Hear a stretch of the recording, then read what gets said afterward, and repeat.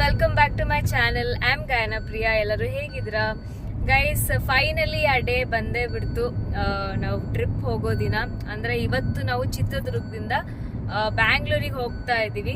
ನಾಳೆ ನಮ್ಮ ಫ್ಲೈಟ್ ಇದೆ. ಎಲ್ಲಿಗೆ ಅಂತ ಹೇಳ್ತೀನಿ, ನೀವು ನನ್ನ ಬ್ಲಾಗ್ಸ್ ನೋಡ್ತಾನೆ ಇರಿ. ಏನಕ್ಕಪ್ಪ ಬೇಗನೆ ಹೊರಟಿದ್ದೀವಿ ಬ್ಯಾಂಗ್ಳೂರಿಗೆ ಅಂದರೆ ಅಲ್ಲಿ ಹೋದ್ಮೇಲೆ ಸ್ವಲ್ಪ ಕೆಲಸಗಳಿದೆ. ಅಂದರೆ ಸ್ವಲ್ಪ ಕರೆನ್ಸಿ ಎಕ್ಸ್ಚೇಂಜ್ ಕೆಲಸಗಳೆಲ್ಲ ಇದೆ. ನಾವು ಹೋಗೋ ಕಂಟ್ರಿಗೆ ಹೋಗಿ ಕರೆನ್ಸಿ ಎಕ್ಸ್ಚೇಂಜ್ ಎಲ್ಲ ಮಾಡ್ಕೋಬಹುದಿತ್ತು, ಬಟ್ ನಾವು ಹೊರಡ್ತಾ ಇರೋದು ನಾಳೆ 31ಗೆ. ಸೊ ಟೈಮ್ ಮ್ಯಾನೇಜ್ ಆಗಲ್ಲ ಅನ್ನೋ ರೀಸನಿಗೆ ನಾವು ಈಗಲೇ ಎಲ್ಲ ಕೆಲಸಗಳಿಲ್ಲ ಎಲ್ಲ ಮುಗಿಸ್ಕೊಂಡು ಹೋಗ್ತಾ ಇದ್ವಿ. ಯಾಕಂದರೆ ಅಲ್ಲಿ ರೀಚ್ ಆದಮೇಲೆ ನಾವು ಆದಷ್ಟು ಎಷ್ಟು ಬೇಗ ಆಗುತ್ತೋ ಅಷ್ಟು ಬೇಗ ನಾವು ರೂಮ್ಗೆ ರೀಚ್ ಆಗಬೇಕು. ಆ ಕಂಟ್ರಿ ರೂಮ್ ನಾವೇನು ಬುಕ್ ಮಾಡಿದ್ದೀವಲ್ಲ ಫಸ್ಟ್ ಡೇಗೆ, ಅಲ್ಲಿ ರೀಚ್ ಆಗಬೇಕು. ಅದಕ್ಕೋಸ್ಕರ ನಾವು ಬ್ಯಾಂಗ್ಳೂರಿಗೆ ಬೇಗ ಹೊರಟಿದ್ದೀವಿ. ಸೊ ಇನ್ನೂ ಇವಾಗ 9 o'clock, ಇನ್ನೂ ನಾವು ಇವಾಗ ಬಿಟ್ಟಿದ್ದೀವಿ ಚಿತ್ರದುರ್ಗ.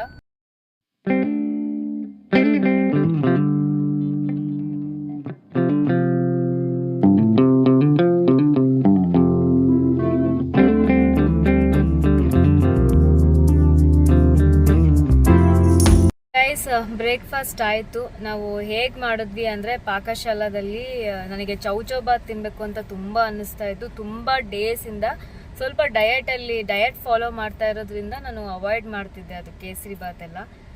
ಇವತ್ತು ಹೆಂಗೋ ಡಯಟ್ ಬಿಡಲೇಬೇಕಲ್ವ ಟ್ರಿಪ್ಪು ಅಂತ, ಅದಕ್ಕೆ ಚೌಚೌಬಾತ್ ತಿಂದೆ. ಅಲ್ಲಿ ತಿಂದು ಆಮೇಲೆ ಮತ್ತೆ ತುಮಕೂರಲ್ಲ, ಅದು ತುಮಕೂರು ರೋಡಲ್ಲಿ ಒಂದು ಹೋಟ್ಲ್ ಫೇಮಸ್ ಇದೆ. ತಟ್ಟೆ ಇಡ್ಲಿ ಜೊತೆಗೆ ಬೆಣ್ಣೆ ಕೊಡ್ತಾರೆ, ತುಂಬ ಚೆನ್ನಾಗಿರುತ್ತೆ. ನಾವು ಬ್ಯಾಂಗ್ಳೂರ್ ಯಾವಾಗಲೇ ಹೊರಟ್ರು ಸೊ ಆ ಹೋಟ್ಲ್ ಹತ್ರ ನಿಲ್ಲಿಸಿ ಇಡ್ಲಿ ತಿಂದು ಹೊರಡ್ತೀವಿ. ತುಂಬ ಚೆನ್ನಾಗಿರುತ್ತೆ ಆ ಹೋಟ್ಲಲ್ಲಿ. ಇಡ್ಲಿ, ಬೆಣ್ಣೆ, ಚಟ್ನಿ ಸಖತ್ತಾಗಿರುತ್ತೆ. ದೊಡ್ಡ ಬೆಣ್ಣೆ ಕೊಡ್ತಾರೆ, ಸ್ವಲ್ಪ ಜಾಸ್ತಿ ಕೊಡ್ತಾರೆ, ಚೆನ್ನಾಗಿರುತ್ತೆ. ಬಟ್ ಎಕ್ಸ್ಟ್ರಾ ಅದಕ್ಕೆ 20 ರೂಪಾಯಿ, ಬೆಣ್ಣೆಗೆ 20 ರೂಪಾಯಿ ಅಲ್ವಾ, ಬೆಣ್ಣೆಗೆ ಎಕ್ಸ್ಟ್ರಾ ತಗೊತಾರೆ. ಚೆನ್ನಾಗಿರುತ್ತೆ ಅಲ್ಲಿ. ಸೊ ಇವಾಗ ತುಂಬ ಟ್ರಾಫಿಕ್ ಇದೆ. ನಾವು ಬ್ಯಾಂಗ್ಳೂರ್ ರೋಡಲ್ಲಿ ಅಂದರೆ ತುಮಕೂರು ರೋಡಲ್ಲಿ ಇದ್ದೀವಿ. ತುಂಬ ಆಗಲೇ 10 minutes ಆಯಿತು ನಿಂತು. ಇಲ್ಲಿ ಫುಲ್ಲು ರೆಡ್ ತೋರಿಸ್ತಾ ಇದೆ. ಇಲ್ಲಿ ನಾವು ಬೇಗನೆ ರೀಚ್ ಆಗಬೇಕಾಗಿತ್ತು. ಇವಾಗ 2:30ಗೆ ನಾವು ರೀಚ್ ಆಗ್ತೀವಿ. 2:30ನೂ ಅಲ್ಲ, 2:40 ರೀಚ್ ಆಗ್ತೀವಿ ಬ್ಯಾಂಗ್ಳೂರಿಗೆ. ಅಲ್ಲೋಗಿ ಕರೆನ್ಸಿ ಎಕ್ಸ್ಚೇಂಜ್ ಮಾಡಿಕೊಂಡು ಆಮೇಲೆ ರೂಮ್ಗೆ ಹೋಗಿ ಅಲ್ಲಿ ಲಗೇಜ್ ಎಲ್ಲ ಇಟ್ಟು ಆಮೇಲೆ ಅಣ್ಣನ ಮನೆಗೆ ಹೋಗಿ ಕಾರ್ನ ಪಾರ್ಕ್ ಮಾಡಬೇಕು. ಸೊ ಅಣ್ಣ ಇಲ್ಲಿಲ್ಲ, ಅಣ್ಣ ನಮ್ಮ ಚಿಕ್ಕಕ್ಕನ್ನ ನೋಡೋಕ್ಕೆ ಅಂತ ಹೋಗಿದ್ದಾರೆ. ಅಣ್ಣ, ಮಮ್ಮಿ ಎಲ್ಲರೂ ಫುಲ್ ಫ್ಯಾಮಿಲಿ ಚಿಕ್ಕಕ್ಕನ್ನ ನೋಡೋಕ್ಕೆ ಅಂತ ಹೋಗಿದ್ದಾರೆ. ಕೀ ಕೊಟ್ಟಿದ್ದಾರೆ ಅಣ್ಣ. ಸೊ ಅಲ್ಲಿ ಗೇಟ್ ಕೀ ಕೊಟ್ಟಿದ್ದಾರೆ. ಗೇಟ್ ಕೀ ತೆಗೆದು ಅಲ್ಲಿ ಪಾರ್ಕಿಂಗ್ ಮಾಡಿ ನೆಕ್ಸ್ಟ್ ಮುಂದಿನ ಏನು ಕೆಲಸ ಇದೆ ಅದು ನೋಡಬೇಕು.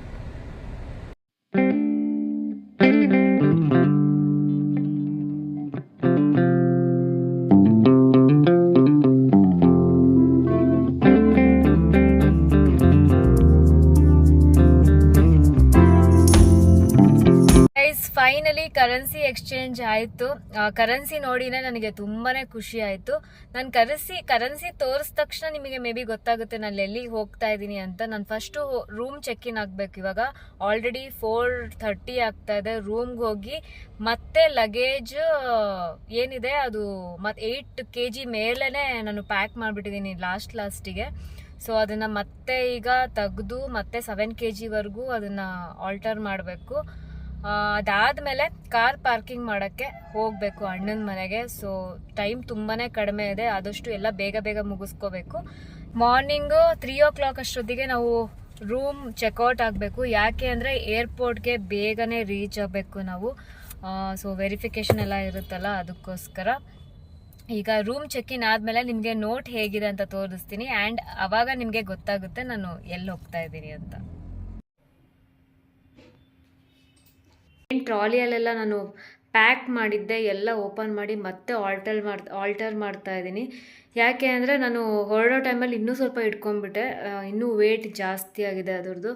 ಸೊ ಇವಾಗ ಮತ್ತೆ ಯಾವ್ದ್ಯಾವ್ದು ಬೇಕು ಯಾವ್ದ್ಯಾವ್ದು ಬೇಡ ಅಂತ ಹೇಳಿ ನಾನು ಆಲ್ಟರ್ ಮಾಡ್ತಾಯಿದ್ದೀನಿ. ಬೇಕಿಲ್ದಿರೋವೆಲ್ಲ ಕಾರಲ್ಲೇ ಇಡ್ತೀನಿ. ಆ, ಇದೆಲ್ಲ ಇವಾಗ ನೀಟಾಗಿ ಪ್ಯಾಕಿಂಗ್ ಮಾಡಿ ಇಟ್ಟು ಕಾರ್ ಇನ್ನೂ ನಮ್ಮ ಹತ್ರನೇ ಇದೆ. ಕಾರ್ ತಗೊಂಡು ಅಣ್ಣನ ಮನೆಗೆ ಹೋಗಿ ಪಾರ್ಕಿಂಗ್ ಮಾಡ್ತೀವಿ. ಸೊ ಅಷ್ಟೇ, ಇವತ್ತಿಗೆ ಇಷ್ಟೇ. ಮತ್ತು ಮಾರ್ನಿಂಗ್ 3 o'clock ಹಾಗೆ ನಾವು ಚೆಕ್ಔಟ್ ಆಗಬೇಕು ಏರ್ಪೋರ್ಟಿಗೆ. ಆ್ಯಂಡ್ ಆವಾಗಲೇ ಹೇಳಿದೆ ನಾನು ನಿಮಗೆ, ಕರೆನ್ಸಿ ನಾನು ನಿಮಗೆ ತೋರಿಸ್ತೀನಿ ಅಂತ. ಗೈಸ್, ಕರೆನ್ಸಿ ಎಕ್ಸ್ಚೇಂಜ್ ಮಾಡ್ಕೊಂಡು ಬಂದ್ವಿ. ಆಲ್ರೆಡಿ ನಿಮಗೆ ಈ ನೋಟ್ ನೋಡಿದ್ರೆ ಗೊತ್ತಾಗುತ್ತೆ ಯಾವ ಕಂಟ್ರಿಗೆ ನಾನು ಹೋಗ್ತಾ ಇದ್ದೀನಿ ಅಂತ. ನಾನು ಹೋಗ್ತಾ ಇರೋದು ಥೈಲ್ಯಾಂಡ್ಗೆ. ಸೊ ಕರೆನ್ಸಿ ಎಕ್ಸ್ಚೇಂಜ್ ಆಯಿತು. ಇದು ನೋಡೋದಕ್ಕೆ ಏನೋ ಒಂಥರ ಖುಷಿ. ಇಷ್ಟು ದಪ್ಪ ಇತ್ತು ನೋಟ್ಸ್ಗಳೆಲ್ಲ, ಇಂಡಿಯನ್ ಕರೆನ್ಸಿ ದಪ್ಪ ಪೆಂಡಿ ಇತ್ತು. ಅದು ಇವಾಗ ಇಷ್ಟು ನೋಟ್ಗಳಾಗಿದೆ. ಗೈಸ್, ನಾವಿವಾಗ ಅಣ್ಣನ ಮನೆಗೆ ಹೋಗ್ತಾ ಇದ್ವಿ ಕಾರ್ ಪಾರ್ಕ್ ಮಾಡೋಣ ಅಂತ. ಅಣ್ಣ ಆ್ಯಕ್ಚುಲಿ ನಮ್ಮ ನಿಖಿತನ್ನ ನೋಡೋಕ್ಕೆ ಹೋಗಿದ್ದಾರೆ. ಅಣ್ಣ ಮಮ್ಮಿ ಎಲ್ಲರೂ ನಿಖಿತನ್ನ ನೋಡೋಕ್ಕೆ ಹೋಗಿದ್ದಾರೆ. ಆ್ಯಂಡ್ ಇನ್ನೊಂದೇನು ಅಂದರೆ, ಅಣ್ಣ ಇವಾಗ ನಮ್ಮ ಚಿತ್ರದುರ್ಗದಲ್ಲೇ ಸೆಟಲ್ಡ್ ಇದ್ದಾರೆ. ಸೊ ಅಲ್ಲೂ ಮನೆ ಇದೆ, ಬೆಂಗಳೂರಲ್ಲೂ ಮನೆ ಇದೆ. ಆ್ಯಕ್ಚುಲಿ ಇಲ್ಲಿ ಎಲ್ಲ ರೆಂಟಿಗೆ ಕೊಟ್ಟಿದ್ದಾರೆ. ಇವಾಗ ಹೋಗಿ ಕಾರ್ ಪಾರ್ಕಿಂಗ್ ಮಾಡಿ ಬರ್ತೀವಿ. ಆಲ್ರೆಡಿ ಈಗ 10 o'clock ಆಗ್ತಾ ಇದೆ. ತುಂಬಾ ಲೇಟ್ ಆಯಿತು. ಯಾಕೆ ಅಂದರೆ ಲಗೇಜಿಂದು ತುಂಬ ತಲೆನೋವಾಗ್ಬಿಡ್ತು ನನಗೆ. ಅದು 7 kgನೇ ಬೇಕು, 8 kg ತನಕ ಆಗ್ತಾ ಇದೆ. ಸೊ ಸ್ವಲ್ಪ ಫಿಲ್ಟರ್ ಮಾಡಿ ಕೆಲವೊಂದು ತೆಗ್ದೆ, ಅದನ್ನೆಲ್ಲ ಕಾರಲ್ಲೇ ಇಡ್ತೀನಿ ಬಟ್ಟೆಗಳನ್ನ. ಸೊ ಗೈಸ್, ಈಗ ಅಣ್ಣನ ಮನೆಗೆ ಹೋಗಿ ಕಾರ್ ಪಾರ್ಕ್ ಮಾಡಿಕೊಂಡು ಊಟ ಏನಾದರೂ ಪಾರ್ಸಲ್ ತಗೊಂಡು ರೂಮ್ಗೆ ಹೋಗ್ತೀವಿ.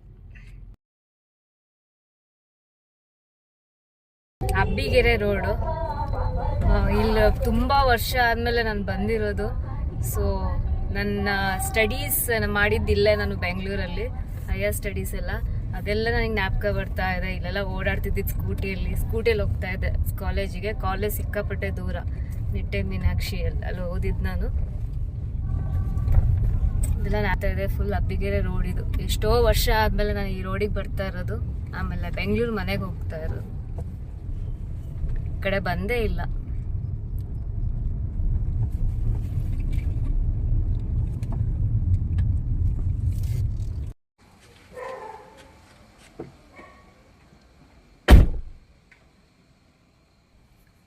ಗೈಸ್, ಫೈನಲಿ ನಾನು ಅಣ್ಣನ ಮನೆಗೆ ರೀಚ್ ಆದೆ.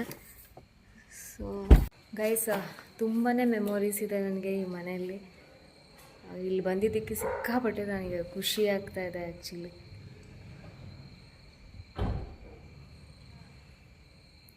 ಒಂದು ಟೈಮಲ್ಲಿ ನಾನು ಮಮ್ಮಿ ಎಲ್ಲರೂ ಇಲ್ಲೇ ಸೆಟಲ್ಡ್ ಇದ್ವಿ.